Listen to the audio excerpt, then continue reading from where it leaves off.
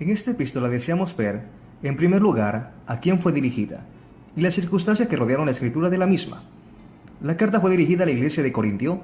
Pablo la escribió desde Éfeso en los años 55-57. Corintio era el lugar más pecaminoso de todo el imperio romano en los días del apóstol Pablo. Se le ha llamado el Bazar de la Vanidad. Está localizada a unos 70 kilómetros de la ciudad de Atenas, hacia el oeste en un istmo entre Peloponeso y Grecia continental. Era una de las ciudades más florecientes de la antigua Grecia en los tiempos del Imperio Romano, con 3 puertos, dos de los cuales eran de importancia en la actualidad. En la actualidad han perdido su importancia debido a la construcción de un canal que eliminó la necesidad de hacer escala en la ciudad.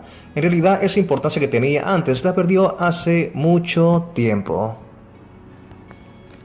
Cuando Grecia era independiente, Corintio era la capital de la Liga de Acaya. Más tarde, en el año 196 a.C., Roma la declaró ciudad libre. En el año 146 a.C., fue totalmente destruida por el general romano Lucio Mumio. Sus tesoros fueron llevados a Roma y permaneció en esa condición por un siglo. 100 años después fue reconstruida por Julio César. Eso tuvo lugar en el año 46 a.C. y la ciudad recobró todo su antiguo esplendor. Estaba localizada en el istmo que ya hemos mencionado, y el comercio del mundo entero pasaba prácticamente por los 2 puertos de Corintio. En los días del apóstol Pablo tenía una población de 400.000 habitantes. La población estaba formada por gente de procedencia griega, de judíos, italianos y muchas otras nacionalidades.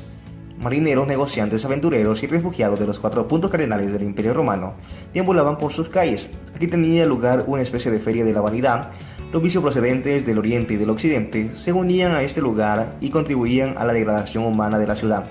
Hasta la misma religión era usada para propósitos indignos. Se había edificado a la diosa griega de la belleza y del amor, Afroditas, o Venus según el nombre romano, un magnífico templo en el que miles de sacerdotisas servían en una adoración vil e inmoral.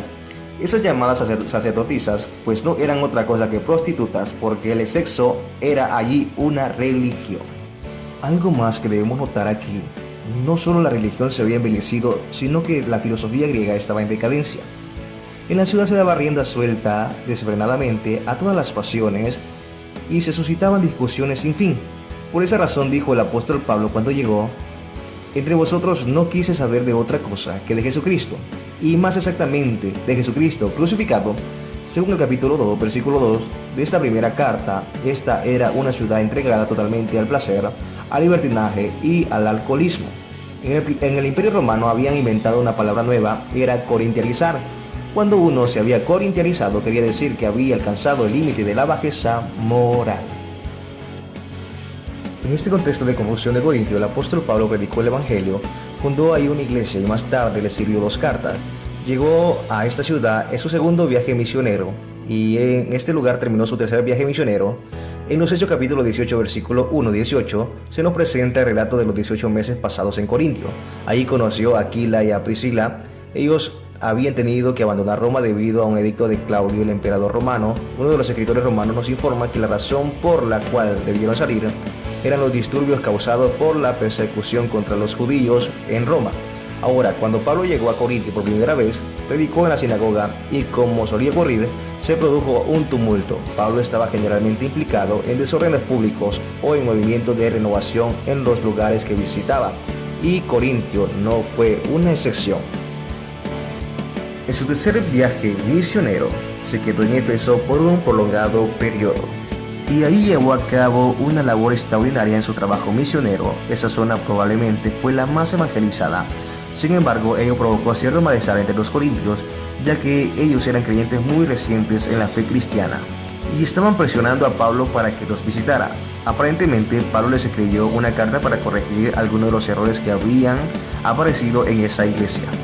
Ellos por su parte le escribieron formulándole preguntas sobre temas de cuestiones políticas, religiosas, asuntos domésticos, la moralidad y el paganismo.